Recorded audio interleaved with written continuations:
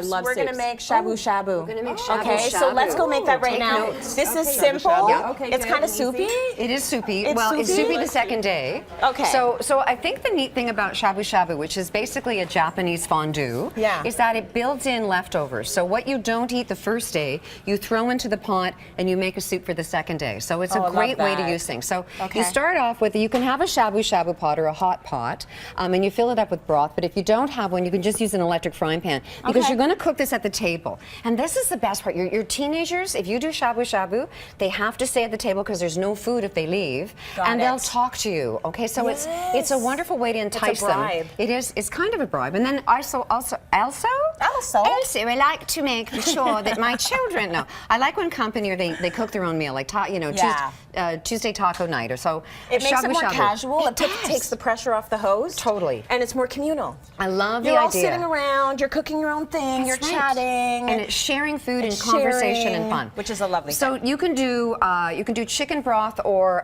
beef broth. This got moved over here, and but do the no salt added, because you're going to add seaweed, and seaweed, although it's very salty, but it's also got iodine, so it's actually a very nutritious addition to the actual broth. Okay, good. And you can get all different kinds. This is just dried seaweed. This is wakame, and this is dulse. And so whatever you want to pick, you just put a little tiny bit in.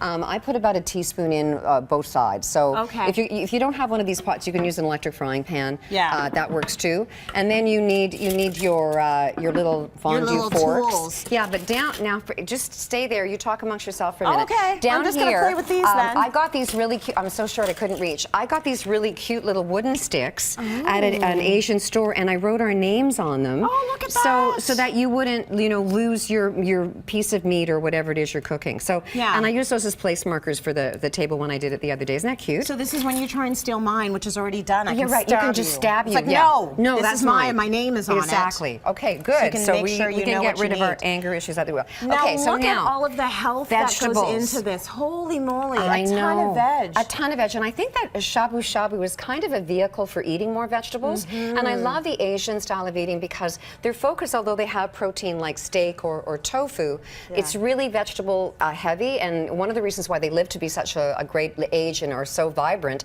is because of the amount of fruits and vegetables they eat. So we have some baby bok choy. You can use this as a vehicle to try getting your kids and family and friends to eat different things. This is Japanese turnip, and it's really sweet. You can get it in the store. They actually grow it in greenhouses in Canada right now, which is kind of neat, and it's very sweet. It's not like turnipy. It's not bitter. It's more sweet. And then things like, I'm just going to move these, and then just things like cauliflower, or it's another way for me to get people to eat Brussels sprouts, or the little sugar peas are really great. It's not going to. Keep going. I'll never surrender.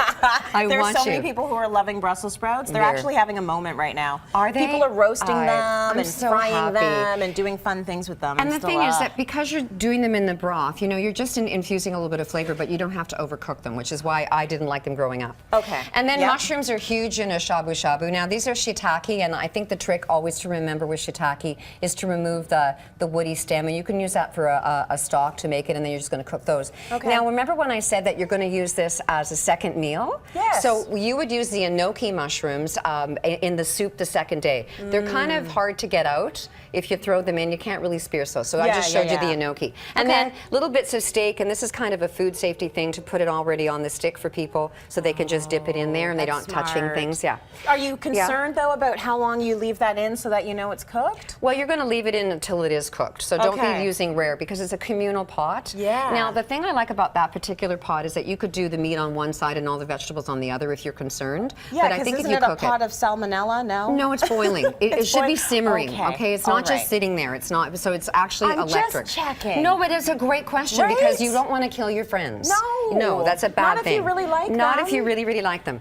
All right, now tofu as well. Yeah, and I think the big thing about tofu is that people choose the wrong one, and it's really important to choose the right one. So you can have extra firm or pressed. And the reason I like the pressed, I don't know whether you can see the difference in the cake, but this cake has had the water squished out of it. It would have been this same size, and now it is actually this size. And what the neat thing about it is that when you add that into the broth, it acts like a sponge and it sucks the flavor in, so you're getting good. Now, what's this is what people do. They get the wrong one. This is called soft. Yeah. And I've shown this before because it always makes me laugh. But people will try to, you can't even, you can't do anything with that. That's for sauces and milkshakes or like a dip or something. So you don't want to be using a soft tofu. You need a firmer, you need a firm tofu if you're going to use it in something like this. You also have rice. We have rice. And the trick is, because I'm all about, whole grains, is that you want a sticky rice, and so the grains of rice depend on how it makes it sticky. So short grain is sticky, medium is kind of, and long grain is separate.